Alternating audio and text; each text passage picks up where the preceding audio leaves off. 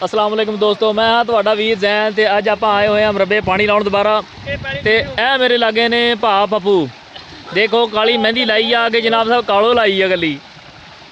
ਤੇ ਇਹ ਭਾ ਜਵੇਦ ਨੇ ਤੇ ਇਹ ਭਾ ਅਖਤਰ ਆਪਣਾ, ਤੇ ਉਧਰ ਰਾਸ਼ਦ ਸਾਹਿਬ ਆ, ਰਾਸ਼ਦ ਨਿਆਜ਼ੀ। ਉਹ ਦੇਖੋ ਬੂਟਿਆਂ ਦੇ ਉਹਲੇ ਹੁੰਦਾ ਫਿਰਦਾ ਵਾ।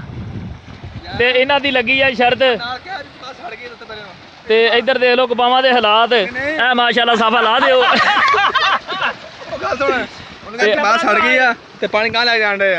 ਤੇ ਇੱਧਰ ਭਾ ਜਵੇਦ ਦੀ ਕਪਾਹ ਗਈ ਸੜ, ਖਤਮ ਹੋ ਗਈ ਆ।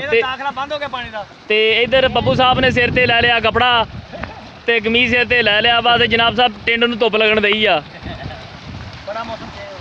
ਤੇ ਮਾਸ਼ਾਅੱਲਾ ਟਿੰਡ ਤੇ इंजॉय करो जितना मर्जी, जो मजा टिंड में ना शहर में ना पिंड में। पापा पू मुँह ता कर माई बचा झोली च कर।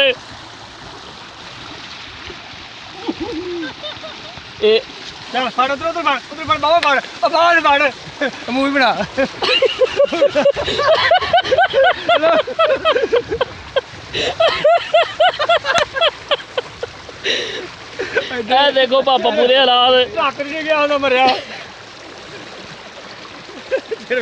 सही बननी सिर पापा पू सिर ता कर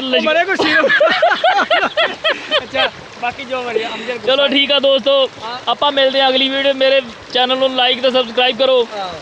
ओके जी, अल्लाह हाफिज़, फी अमान अल्लाह।